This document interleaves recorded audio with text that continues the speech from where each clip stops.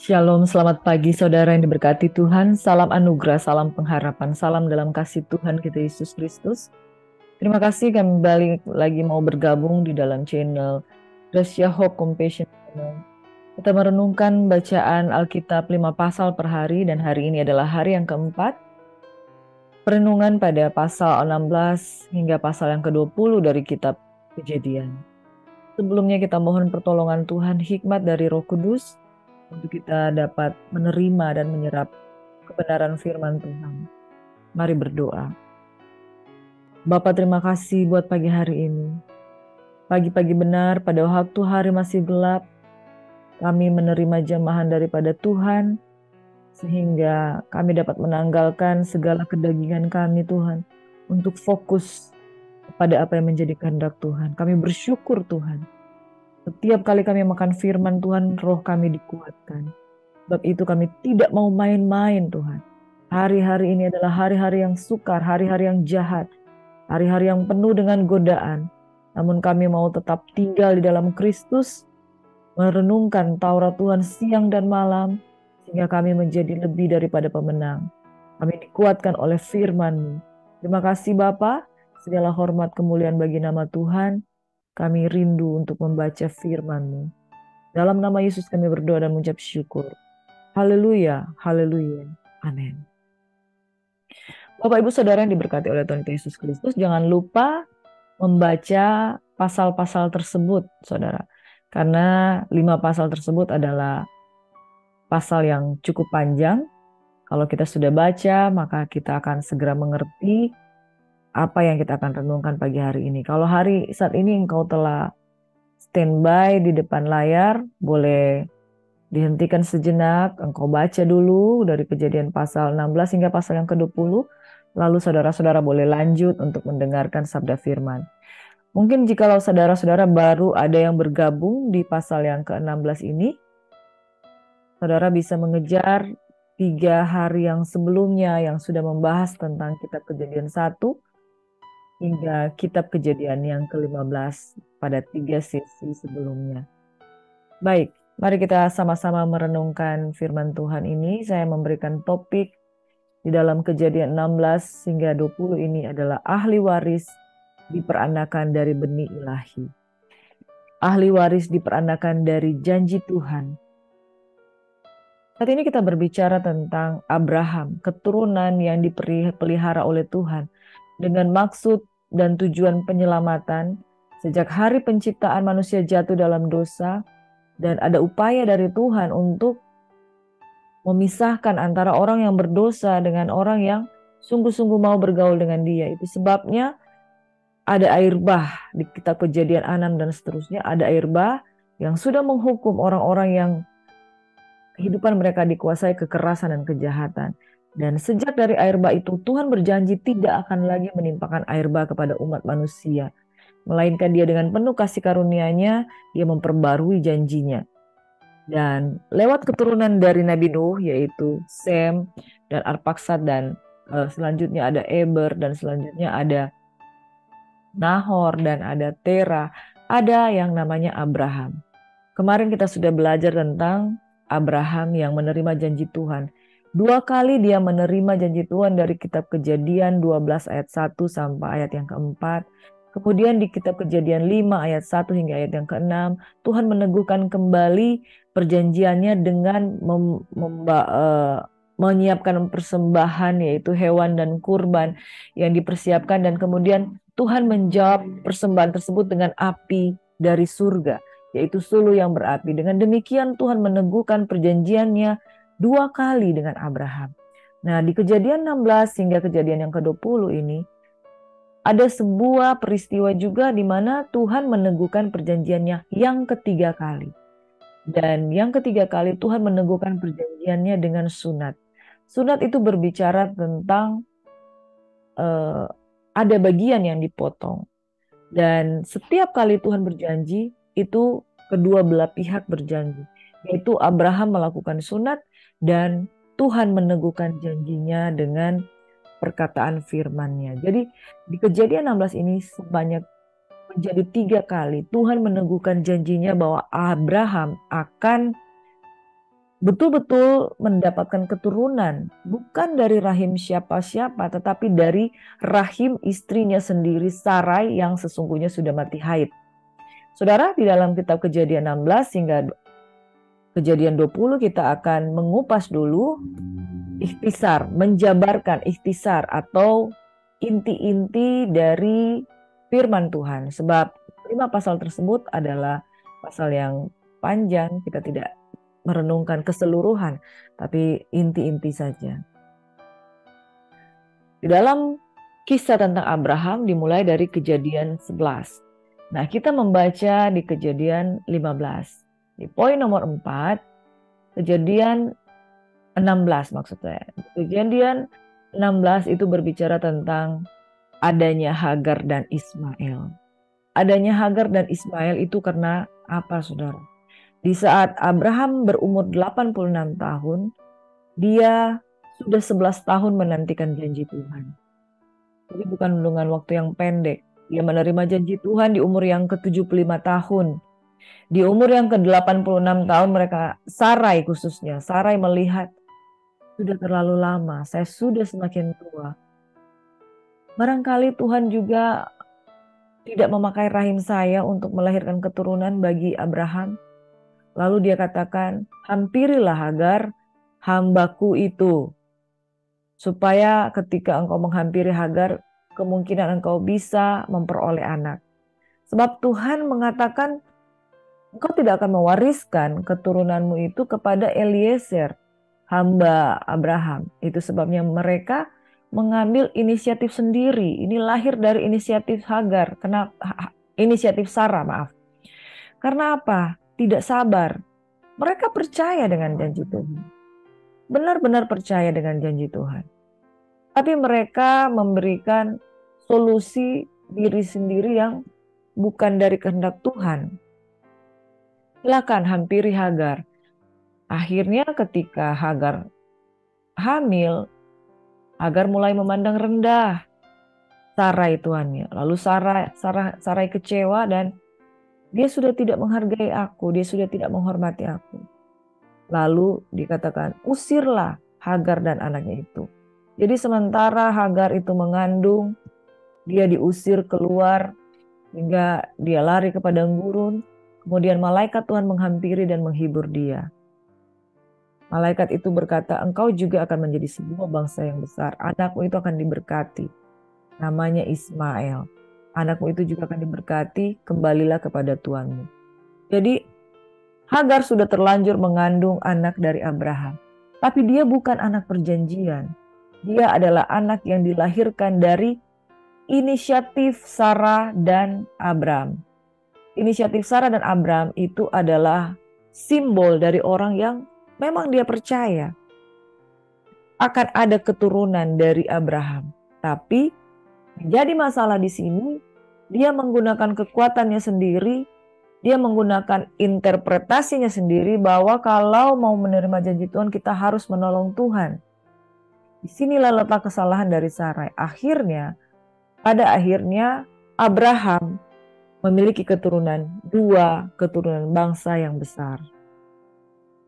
Dan ini menjadi bumerang karena yang satu diperanakan dari daging, yang satu diperanakan dari roh, yang satu yang harusnya menjadi ahli waris, Ishak, dia selalu mengalami seperti apa ya, pertentangan dengan keturunan dari Hagar, yaitu Ismail. Saudara diberkati oleh Tuhan Yesus Kristus. Poin yang kelima, perjanjian dengan Abraham dimateraikan dengan nama baru dan sunat. Dia sesungguhnya namanya Abram. Saya selalu menyebutnya Abraham karena sudah terbiasa. Dia namanya Abraham. Abram, setelah dinamai dengan nama baru, dia menjadi Abraham. Dan dia disunat. Saudara yang diberkati oleh Tuhan Yesus Kristus, di dalam kitab Kejadian 17 ayat 1 hingga 27, Tuhan memperbaharui janjinya yang ketiga kali. Lewat sunat. Dan memperbaharui nama Abram menjadi Abraham. Oleh karena apa? Karena mereka tidak percaya Karena mereka percaya tapi setengah percaya. Setengah percaya karena mereka mencari jalan sendiri bagaimana melahirkan keturunan Abraham. Lalu Tuhan meneguhkan lagi, jangan, itu tidak benar. Aku pasti akan memberikan engkau keturunan. Di poin yang keenam, di Kejadian 18 hingga Kejadian yang ke-19, itu berbicara tentang janji Abraham dan tragedi Lot. Janji Abraham ini janji kepada Tuhan. Dan doa syafaat Abraham terhadap Sodom dan Gomora. Pada waktu itu Tuhan berkata-kata kepada Abraham, masakan aku tidak menyampaikan kepada seseorang yang dekat denganku. Lalu Tuhan menyampaikan kepada Abraham bahwa dia akan menunggang balikan Sodom dan Gomora, kota yang sudah dikuasai oleh dosa. Yang namanya dosa, Tuhan itu sangat tidak berkenan. Oleh sebab itu ketika sebuah kota dikuasai oleh dosa, Tuhan segera berinisiatif untuk menimpakan murkanya. Oleh sebab itu saudara-saudara, hati-hati. Jikalau sebuah kota sudah berkembang menjadi kota yang dikuasai oleh dosa, suatu saat nanti daerah itu akan mendapatkan penghukuman dari Tuhan. Dan ini terjadi dalam Sodom dan Gomora.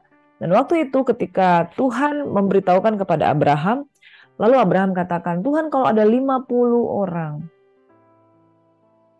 50 orang benar yang ada di kota Sodom dan Gomora, apakah engkau akan tetap menunggang balikan Sodom dan Gomora? Lalu Tuhan berkata, saya tidak akan menunggang balikannya.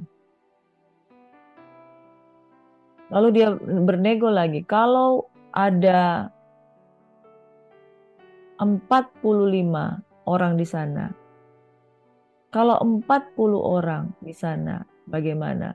Dan kalau dia bertanya 30 orang, lalu 20 orang, yang terakhir dia tanyakan, kalau 10 orang benar ada di Sodom dan Gomora, apakah engkau akan tetap meluputkannya?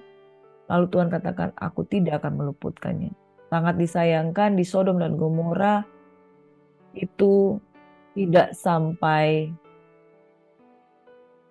10 orang benar, saudara.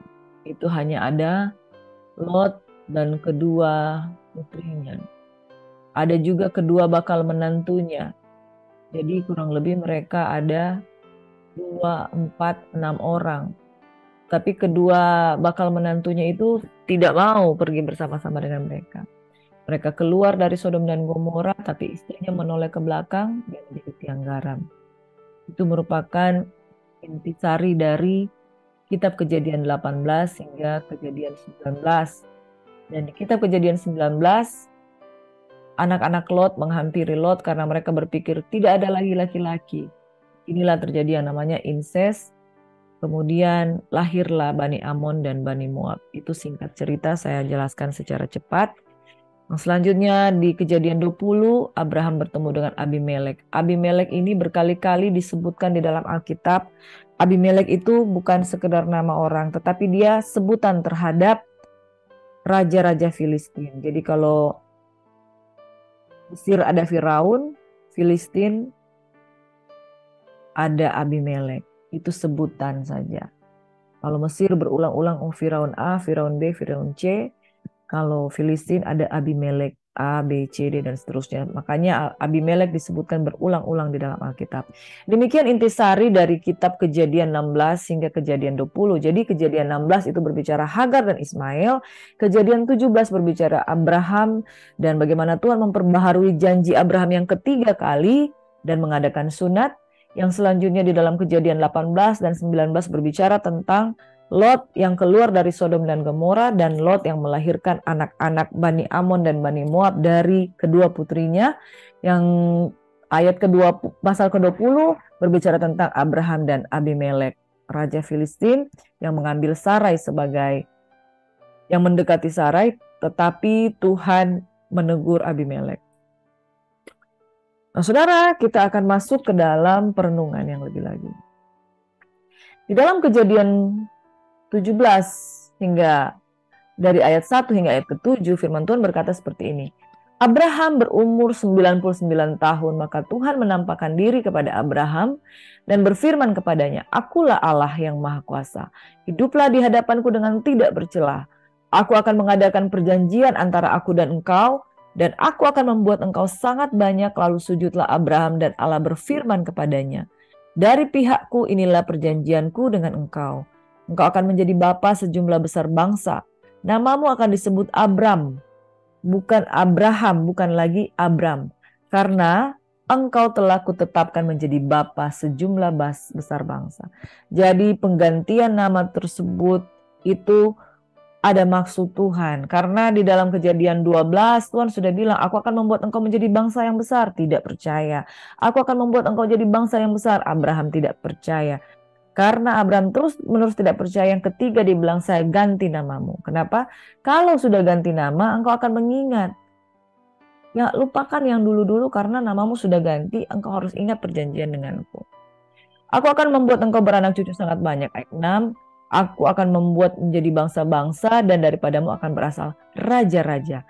Aku akan mengadakan perjanjian antara aku dan engkau serta keturunanmu turun-temurun menjadi perjanjian yang kekal, supaya aku menjadi Allahmu dan keturunanmu." Singkat cerita saudara, di Kejadian 17 Tuhan memerintahkan Abraham untuk disunat di usia yang ke-99 tahun. Mengapa? Karena dikatakan bahwa bukan dari keturunan Ismail, bukan dari keturunan Hagar, tetapi dari keturunanmu sendiri, aku akan menjadikan engkau bangsa yang besar. Lewat sunat, Tuhan meneguhkan janjinya ketiga kalinya untuk Abraham. Tuhan mengulangi janjinya untuk ketiga kalinya dengan sunat di usia ke-99, Sarah di usia ke-90 tahun. Namanya disebut menjadi Abraham dan Sarai menjadi Sarah. Tapi mereka sempat menertawakan Tuhan. Kejadian 18 dari ayat 11 hingga ayat 14. "Adapun Abraham dan Sarah telah tua dan lanjut umurnya, dan Sarah telah mati haid." Bayangkan saudara, telah mati haid, bagaimana mungkin dia bisa melahirkan? Lalu tertawalah Sarah dalam hatinya. Katanya, "Akan birahikah aku setelah aku sudah layu? Sedangkan tuanku sudah tua 99 tahun. Lalu berfirmanlah Tuhan kepada Abraham, "Mengapakah Sarah tertawa dan berkata, Tunggukah aku akan melahirkan anak, sedangkan aku telah tua? Adakah sesuatu apapun yang mustahil bagi Tuhan?" Pada waktu yang telah ditetapkan itu, tahun depan, aku akan kembali mendapatkan engkau. Pada waktu itulah Sarah mempunyai seorang anak laki-laki. Saudara, ada banyak alasan keadaan kita untuk tidak percaya bahwa Tuhan punya maksud dalam hidup kita. Seperti Sarai, adalah masuk akal kalau dia tidak haid, dia sudah berumur 90 tahun. Bagaimana sih orang yang udah umur 90 tahun? Coba saudara keluar dan melihat nenek-nenek di luar sana yang umur 60 tahun itu aja udah layu, udah menopause, sudah tidak ada haid. Bagaimana mungkin bisa melahirkan? Sarah sebelum ilmu pengetahuan menyelidiki bahwa haid itu harus ada menstruasi, ada haid, mereka udah tahu. Ini zaman purbakala, saudara. Mereka udah tahu kalau mau melahirkan itu harus ada haid dulu. Saudara, ada berapa banyak kita yang meragukan Tuhan saat kita udah capek menantikan. "God, aku capek." Kemarin saya baru mendapatkan telepon dan berkata, "Aku capek dengan masalahku seperti ini, Kak. Aku capek, aku selalu sampai kapan aku akan mendapati masalah seperti ini?" Saudara, ada banyak orang tidak menerima janji Tuhan karena lelah menanti. Sarai lelah menanti di usia Abram yang ke-86 tahun. 75 tahun menerima janji Tuhan, 86 tahun mereka semakin lemah dan tidak percaya. Nggak mungkin kamu bisa melahirkan. Akhirnya dia menghampiri Hagar. Menghampiri Hagar, lahirlah Ismail. Di umur 86 tahun berarti 11 tahun mereka menanti, mereka tidak sabar. Lahirlah Ismail. Ketika Abraham menghampiri Hagar di umur 86, berarti di usia ke-99 ketika Tuhan meneguhkan kembali perjanjiannya dengan Abraham, itu berarti Ismail sudah 13 tahun. Total selama 99 tahun, lalu kemudian Sarah mendapat anak tahun depannya, berarti Abraham memiliki Ishak di usia ke-100 tahun. Jadi Abraham dan Sarah menunggu janji Tuhan selama 25 tahun. Bayangkan saudara, waktu akan menjawab bahwa ternyata Tuhan adalah Tuhan yang menjawab doa dan dia berjanji pasti menggenapi. Tapi Abraham dan Sarai sampai beberapa kali tidak percaya, bahkan menertawakan janji Tuhan. Cuman Tuhan katakan, adakah sesuatu yang mustahil bagi Tuhan? Tahun depan engkau akan melahirkan anak. Saudara, ketika kita menantikan, bukan sekedar berproses dengan diri kita, tetapi kita berproses dengan Tuhan. Bagaimana kita melihat bahwa dia itu sanggup. 25 tahun menantikan, tapi ternyata Tuhan benar-benar menjawab doa. Bukan doa, itu bukan mereka minta, tapi Tuhan yang janji untuk berikan. Saudara, saya mau katakan seperti ini, jangan mengembangkan keraguan terhadap janji Tuhan. Keraguan terhadap janji Tuhan itu dengan keraguan yang secara verbal atau lewat perkataan yang Abraham katakan sebelumnya di kitab kita renungkan kemarin. Dia meragukan janji Tuhan. Lalu karena dia meragukan janji Tuhan, Tuhan meneguhkannya dengan api. Semakin ke sini dia meragukan lewat sikap dan perbuatannya, dia semakin ragu. Akhirnya dia mengambil Hagar. Kembali ke Kejadian 16, saudara. Sarai istri Abram itu tidak beranak, ia mempunyai seorang hamba perempuan Mesir, Hagar namanya. Engkau tahu Tuhan tidak memberi aku melahirkan anak, karena itu baiklah, hampirilah hambaku itu. Mungkin oleh dialah aku dapat memperoleh seorang anak. Dan Abram mendengarkan perkataan Sarai. Bahaya saudara kalau kita tidak mempercayai Tuhan. Karena bukan saja sekedar kita ada keraguan dan tidak percaya. Tetapi kalau ketidakpercayaan itu dibuahi, kalau kita cuma perkataan dengan, saya nggak percaya. Tapi ketika perkataan itu dibuahi lewat apa? Tindakan. Ambillah istri dari perempuan Mesir. Tuhan tidak pernah memerintahkan mengambil istri dari perempuan Mesir. Sebab garis keturunan Abraham itu yang dijaga. Lewat Sarah. Karena Sarah itu masih tergolong juga seperti saudara sepupu dari Abraham. Jadi garis keturunan itu yang Tuhan jaga. Ketika dia menempatkan Hagar di tengah-tengah mereka dan melahirkan Ismail, itu garis keturunannya itu tidak seperti apa yang Tuhan mau. Menghadirkan Hagar itu seperti menghadirkan kedagingan di tengah-tengah perjanjian ilahi antara Tuhan dan Abraham. Jadi Sarai istri Abraham itu mengambil Hagar, hambanya orang Mesir itu, yakni ketika Abram telah 10 tahun tinggal di tanah Kanaan, lalu memberikannya kepada Abram, suaminya, untuk menjadi istrinya. Akhirnya menjadi bumerang, karena Hagai memandang rendah si Sarai yang tidak bisa melahirkan. Sarai marah, dia usir Hagar. Namun Tuhan menyayangi Hagar, Tuhan katakan kembali. Nah, singkat cerita saudara, jangan mengembangkan keraguan terhadap janji Tuhan. Keraguan kita secara verbal atau perkataan itu pada akhirnya akan diikuti oleh perbuatan ketika kita dengan terus-menerus tidak percaya.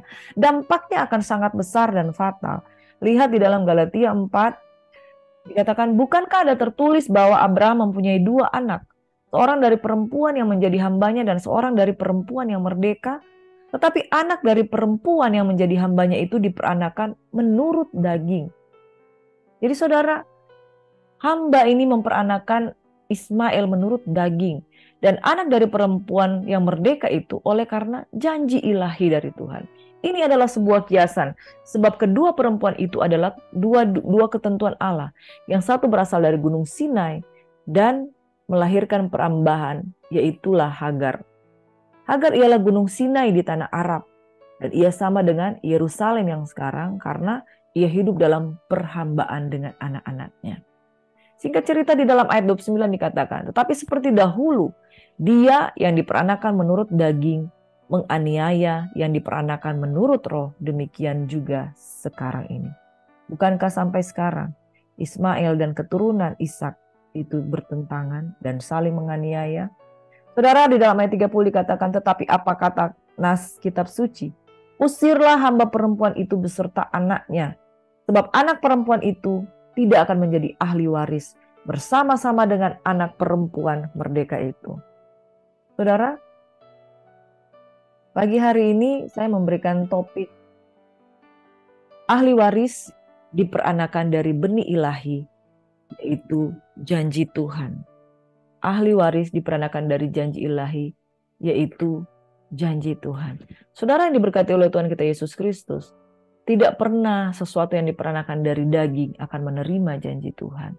Bahkan di dalam Yohanes 1 ayat 13 dikatakan, orang-orang yang diperanakkan bukan dari darah, bukan dari daging, bukan pula secara jasmani, oleh keinginan seorang laki-laki, melainkan dari Allah. Dan Ishak adalah inisiatif dan janji dari Tuhan. Itu sebabnya tema pagi hari ini dikatakan ahli waris diperanakan dari benih ilahi, janji Tuhan. Saya mau menekankan di sini bahwa tidak pernah sebuah janji ilahi itu diperanakan dari daging. Tetapi janji ilahi itu diperanakan dari bagaimana Tuhan bekerja di dalam kehidupan seseorang. Makanya saudara, kita harus berhati-hati. Supaya kalau kita menerima janji Tuhan, jangan pakai kekuatan kita sendiri. Akibatnya fatal saudara. Dua bangsa yang besar sampai hari ini berseteru. Oleh karena apa? Yang satu adalah keturunan Abraham dari Ishak. Yang satu adalah keturunan Abraham dari Ismail. Saudara-saudara yang diberkati oleh Tuhan kita Yesus Kristus. Karena keputusan Sarah, sehingga terjadilah yang namanya anak-anak yang diperanakan dari bukan janji Allah kepada Abraham. Ketidaksabaran akan membuat kita salah melangkah dalam kedagingan kita. Mari saudara, kita hidup berdasarkan janji Tuhan. Janji Tuhan membutuhkan kesabaran, tetapi segala sesuatu pasti indah pada waktunya. Di dalam Ibrani 11 dikatakan, sebab sekalipun tidak ada dasar untuk berharap, Ibrani 11 ayat 18, sebab sekalipun tidak ada dasar untuk berharap, namun Abraham berharap juga dan percaya bahwa ia akan menjadi bapa banyak bangsa menurut yang telah difirmankan, demikianlah banyaknya nanti keturunanmu. Janji Tuhan digenapi di dalam kehidupan Abraham, sebab dia memutuskan untuk tetap percaya, saudara.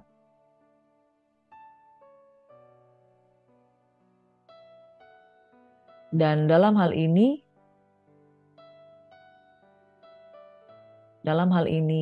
Abraham tidak menjadi lemah. Di dalam Roma 4 ayat 18 ayat 22, maaf saya ralat bukan Ibrani. Roma 4 ayat 18 hingga ayat ke-22, imannya tidak menjadi lemah walaupun ia mengetahui bahwa tubuhnya sudah sangat lemah. Karena usianya telah kira-kira 100 tahun dan bahwa rahim Sarah telah tertutup. Wow, luar biasa. Tetapi terhadap janji Allah ia tidak bimbang karena ketidakkepercayaan. Malah ia diperkuat dalam imannya dan ia memuliakan Allah. Dengan penuh keyakinan bahwa Allah berkuasa untuk melaksanakan apa yang telah ia janjikan. Karena itu hal ini diperhitungkan kepadanya sebagai kebenaran. Janji Tuhan pasti digenapi walaupun keadaan yang mustahil. Justru Tuhan menjadikan segala sesuatu yang mustahil itu menjadi tidak mustahil di hadapan Tuhan. Perenungan pada pagi hari ini, saudara. Abraham pernah mengalami keraguan berkali-kali terhadap janji Tuhan dan mengambil keputusan yang salah bersama istrinya, yaitu menghampiri Hagar dan melahirkan Ismail. Apakah akibatnya? Anak-anak Lot juga tidak sabar dan menghampiri Lot ayahnya sendiri sehingga melahirkan Bani Amon dan Bani Moab. Apakah akibatnya? Saudara, akibatnya adalah ketika seseorang tidak percaya kepada janji Tuhan dan mengambil jalan sendiri.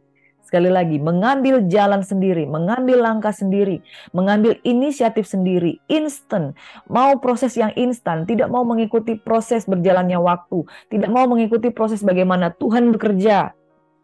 Lebih banyak terjadi, saudara, ketika kita mau yang instan, lebih banyak yang terjadi adalah kita salah mengambil keputusan.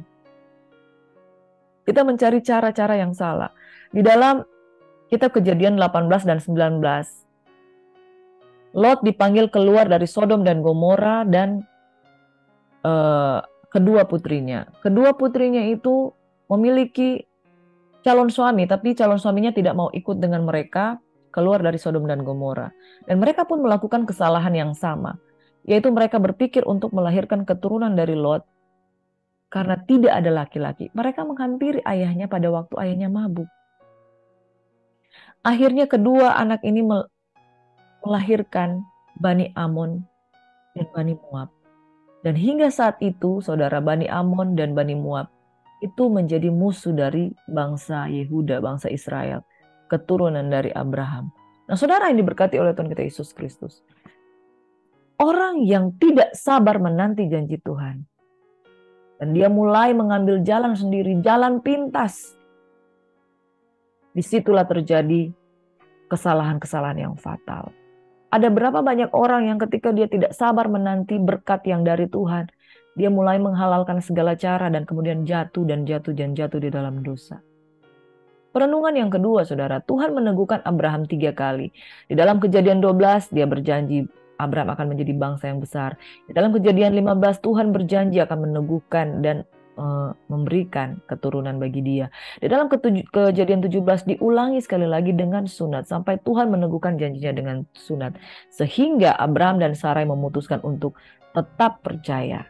Pertanyaannya di sini, mengapa harus Ishak yang diakui sebagai keturunan yang sah untuk menerima warisan? Jawabannya adalah karena dia adalah anak perjanjian. Anak perjanjian itu berbicara tentang bagaimana Tuhan sanggup untuk menjawab doa. Anak perjanjian berbicara tentang bagaimana garis keturunan ilahi itu lahir dari benih ilahi yang dijanjikan oleh Tuhan. Yang selanjutnya, yang ketiga, ini berbicara soal bagaimana kita tidak bisa memanipulasi karya Tuhan. Karya Tuhan di dalam diri setiap umat tidak bisa manipulasi. Makanya kalau kita sebagai orang-orang percaya, kesimpulannya, jangan suka pakai pikiran kita sendiri. Jangan suka mengambil jalan kita sendiri. Jangan suka mengambil langkah kita sendiri untuk kita memperkaya diri dengan cara kita sendiri. Bagaimana kita merealisasikan janji Tuhan dengan cara kita sendiri. Ada banyak hal yang membuat kita jatuh dalam dosa. Saudara yang diberkati oleh Tuhan kita Yesus Kristus, kita harus sadar, saudara, bahwa Kristus begitu mengasihi kita. Tidak ada satupun janji yang tidak digenapi. Kalau itu adalah inisiatif dari Tuhan. Kalau sekedar kita yang minta, ya itu belum tentu juga akan kita terima. Tapi kalau dari Tuhan yang berinisiatif berjanji, nantikanlah Tuhan. Nantikanlah Dia dengan sabar. Jangan membuat anak-anak yang lahir dari kedagingan. Jangan memperanakkan kedagingan pada saat kita menanti janji Tuhan. Akibatnya fatal, saudara. Seperti Hagar, produk dari ketidaksabaran. Di sini juga ada Lot. Tadi saya sudah katakan. Kedua anak Lot itu menghampiri bapaknya dan melahirkan Bani Amon dan Bani Moab. Lot diselamatkan dari Sodom dan Gomora dan anak-anaknya melahirkan Bani Moab dan Bani Amon. Saudara yang diberkati oleh Tuhan kita Yesus Kristus, langkah-langkah yang diambil untuk tidak percaya dan mengambil jalan sendiri biasanya akan berakibat fatal. Oleh sebabnya itu, saudara, jangan. Kita harus sabar menanti janji Tuhan. Kedua anak perempuan Lot itu berpikir, cuma sudah tidak ada laki-laki kecuali tunangan mereka yang sudah binasa di Sodom dan Gomora. Pikiran yang sempit, pikiran yang picik, seolah-olah tidak ada lagi jalan. Akhirnya mereka mengambil langkah yang salah. Ada berapa banyak dari kita sebagai orang-orang yang percaya, saudara, yang meragukan janji Tuhan. Bukan lagi ragu secara verbal perkataan aku tidak percaya, tapi dengan tindakan menunjukkan bahwa kita tidak percaya pada saat kita mengambil jalan kita sendiri. Terhadap janji Tuhan, kita harus tetap percaya. Amin. Bahwa janji Tuhan, ya dan amin. Janji Tuhan pasti akan digenapi di dalam kehidupan kita. Janji Tuhan pasti akan terrealisasi di dalam kehidupan kita. Tuhan berjanji Dia pasti akan menggenapi. Tuhan berjanji Dia pasti akan memberkati saudara. Mari hidup berdasarkan janji Tuhan membutuhkan kesabaran. Tapi segala sesuatu pasti indah pada waktunya. Kitab Ibrani berkata, iman adalah dasar dari segala sesuatu yang kita harapkan dan bukti dari segala sesuatu yang belum kita lihat, yang belum kita terima, kita akan terima, saudara. Saya akan baca terakhir dari Roma 4 ayat 20. Tetapi terhadap janji Allah ia tidak bimbang karena ketidakpercayaan. Malah ia diperkuat dalam imannya dan ia memuliakan Allah. Dengan penuh keyakinan bahwa Allah berkuasa untuk melaksanakan apa yang ia telah janjikan. Karena itu hal ini diperhitungkan kepadanya sebagai kebenaran. Kiranya Tuhan memberkati saudara-saudara sekalian yang mempercayai janji Tuhan. Jangan mencari alternatif jalan sendiri. Jangan mencari alternatif untuk mencari jalan keluar sendiri. Tetapi sungguh-sungguhlah percaya. Ahli waris diperanakan dari benih ilahi. Ahli waris diperanakan oleh janji Tuhan, bukan lewat kedagingan kita. Warisan itu berbicara apa yang kita terima berdasarkan legacy yang daripada Tuhan. Sebab itu saudara, saya akan tutup dengan berkata, sabarlah. Jikalau hari ini engkau belum mendapatkan apa yang Tuhan janjikan, sabarlah. Jikalau hari ini engkau belum melihat pertolongan Tuhan, sabarlah. Abraham dan Sarah menanti 25 tahun. Lalu jangan engkau berkata, lama sekali. Sabarlah saudara. Semakin kita setia dengan Tuhan, semakin kita konsisten dengan Tuhan, saya percaya segala sesuatu akan dibuat Tuhan indah pada waktunya. Mari berdoa. Bapak, terima kasih buat firman Tuhan pada pagi hari ini. Kami sudah merenungkan bagaimana perjalanan iman dari Abraham. Bagaimana Tuhan memperhitungkan kepercayaannya kepada Tuhan sebagai kebenaran. Pagi hari ini aku berdoa Tuhan. Bagi jemaat-jemaat yang punya kebutuhan. Agar mereka sungguh-sungguh percaya kepada Yesus yang dapat kami andalkan. Bapak, aku berdoa untuk mereka yang sakit. Kiranya oleh mujizat Tuhan mereka disembuhkan. Aku berdoa buat mereka yang memiliki pergumulan keuangan, pergumulan hutang. Mereka yang memiliki pergumulan dengan anak-anak, mereka memiliki pergumulan dengan sahabat, tetangga, dengan orang tua, dengan mertua. Kami berdoa dalam nama Yesus. Indah pada waktunya Tuhan pulihkan saat seseorang percaya kepada Tuhan dengan sungguh-sungguh dan menanti-nantikan Tuhan. Karakter terus dibentuk, iman terus bertumbuh di dalam Tuhan. Dalam nama Yesus kami melepaskan berkat shalom, damai sejahtera buat kekasih-kekasih Tuhan yang mengambil bagian di dalam doa dan firman Tuhan, pembacaan 5 pasal per hari. Dan kiranya Tuhan memberkati setiap apa yang kami renungkan menjadi sebuah makanan rohani yang membuat jiwa kami kuat, yang membuat jiwa kami selamat, yang membuat roh kami bernyala-nyala dan mengasihi melayani Tuhan. Kami terima urapan yang baru. Tidak ada yang kebetulan Bapa di surga, kami percaya setiap orang yang mendengarkan firman menerima urapan yang baru. Urapan yang akan memulihkan keadaan kami, menguatkan kami, dan memperlengkapi kami. Supaya kami menjadi pribadi-pribadi yang kuat, yang tetap bertahan dalam tekanan, dan tetap menghasilkan buah. Dalam nama Yesus kami berdoa dan mengucap syukur. Haleluya. Amin. Terima kasih saudara yang sudah mendengarkan firman Tuhan pada pagi hari ini. Selamat beraktivitas dan kiranya engkau tetap setia menantikan janji Tuhan. Janji Tuhan ya dan amin. Mungkin perlu waktu. Tapi segala sesuatu Tuhan akan buat indah pada waktunya. Shalom, Tuhan Yesus memberkati kita semuanya. Selamat beraktivitas dan nikmati hubungan pribadi dengan Tuhan setiap saat di dalam kehidupan kita. Tuhan memberkati engkau, Tuhan memberkati keluargamu, Tuhan memberkati pekerjaanmu, usahamu sepanjang hari ini. Amin. Shalom, Tuhan Yesus memberkati.